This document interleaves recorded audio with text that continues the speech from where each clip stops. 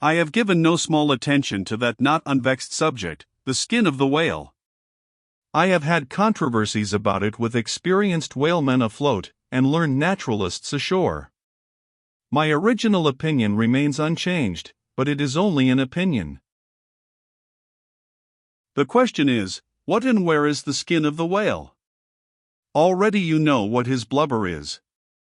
That blubber is something of the consistence of firm, close-grained beef, but tougher, more elastic and compact, and ranges from 8 or 10 to 12 and 15 inches in thickness. Now, however preposterous it may at first seem to talk of any creature's skin as being of that sort of consistence and thickness, yet in point of fact these are no arguments against such a presumption, because you cannot raise any other dense enveloping layer from the whale's body but that same blubber, and the outermost enveloping layer of any animal, if reasonably dense, what can that be but the skin? True, from the unmarred dead body of the whale, you may scrape off with your hand an infinitely thin, transparent substance, somewhat resembling the thinnest shreds of isinglass, only it is almost as flexible and soft as satin, that is, previous to being dried, when it not only contracts and thickens, but becomes rather hard and brittle. I have several such dried bits, which I use for marks in my whale books. It is transparent, as I said before, and being laid upon the printed page, I have sometimes pleased myself with fancying it exerted a magnifying influence. At any rate, it is pleasant to read about whales through their own spectacles, as you may say. But what I am driving at here is this. That same infinitely thin, isinglass substance, which, I admit, invests the entire body of the whale, is not so much to be regarded as the skin of the creature, as the skin of the skin, so to speak, for it were simply ridiculous to say that the proper skin of the tremendous whale is thinner and more tender than the skin of a newborn child. But no more of this. Assuming the blubber to be the skin of the whale, then, when this skin, as in the case of a very large sperm whale, will yield the bulk of 100 barrels of oil, and, when it is considered that, in quantity, or rather weight, that oil, in its express state, is only 3/4, and not the entire substance of the coat, some idea may hence be had of the enormousness of that animated mass, a mere part of whose mere integument yields such a lake of liquid as that. Reckoning 10 barrels to the ton, you have 10 tons for the net weight of only 3/4 of the stuff of the whale's skin. In life, the visible surface of the sperm whale is not the least among the many marvels he presents. Almost invariably it is all over obliquely crossed and recrossed with numberless straight marks in thick array, something like those in the finest Italian line engravings. But these marks do not seem to be impressed upon the isinglass substance above mentioned, but seem to be seen through it, as if they were engraved upon the body itself. Nor is this all. In some instances, to the quick, observant eye, those linear marks, as in a veritable engraving, but afford the ground for far other delineations. These are hieroglyphical, that is, if you call those mysterious ciphers on the walls of pyramids hieroglyphics, then that is the proper word to use in the present connection.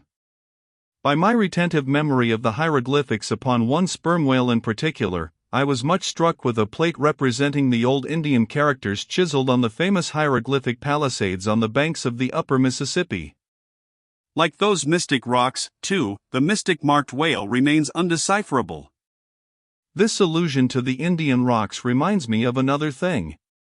Besides all the other phenomena which the exterior of the sperm whale presents, he not seldom displays the back, and more especially his flanks, effaced in great part of the regular linear appearance, by reason of numerous rude scratches, altogether of an irregular, random aspect.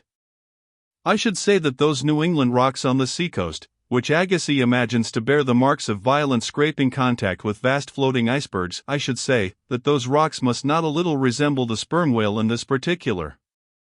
It also seems to me that such scratches in the whale are probably made by hostile contact with other whales, for I have most remarked them in the large, full-grown bulls of the species. A word or two more concerning this matter of the skin or blubber of the whale. It has already been said that it is stripped from him in long pieces, called blanket pieces. Like most sea terms, this one is very happy and significant. For the whale is indeed wrapped up in his blubber as in a real blanket or counterpane, or, still better, an Indian poncho slipped over his head, and skirting his extremity.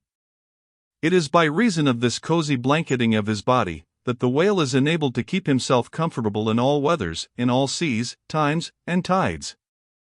What would become of a Greenland whale, say, in those shuddering, icy seas of the north, if unsupplied with his cozy surtout? True, other fish are found exceedingly brisk in those Hyperborean waters, but these, be it observed, are your cold-blooded, lungless fish, whose very bellies are refrigerators, creatures that warm themselves under the lee of an iceberg, as a traveler in winter would bask before an inn fire, whereas, like man, the whale has lungs and warm blood. Freeze his blood, and he dies. How wonderful is it then, except after explanation, that this great monster, to whom corporeal warmth is as indispensable as it is to man, how wonderful that he should be found at home, immersed to his lips for life in those Arctic waters, where, when seamen fall overboard, they are sometimes found, months afterwards, perpendicularly frozen into the hearts of fields of ice, as a fly is found glued in amber. But more surprising is it to know, as has been proved by experiment, that the blood of a polar whale is warmer than that of a Borneo negro in summer. It does seem to me that herein we see the rare virtue of a strong individual vitality, and the rare virtue of thick walls, and the rare virtue of interior spaciousness. Oh, man! Admire and model thyself after the whale. Do thou, too, remain warm among ice. Do thou, too, live in this world without being of it. Be cool at the equator, keep thy blood fluid at the pole. Like the great dome of St. Peter's, and like the great whale, retain, O man, in all seasons a temperature of thine own. But how easy and how hopeless to teach these fine things. Of erections, how few are domed like St. Peter's. Of creatures, how few vast as the whale.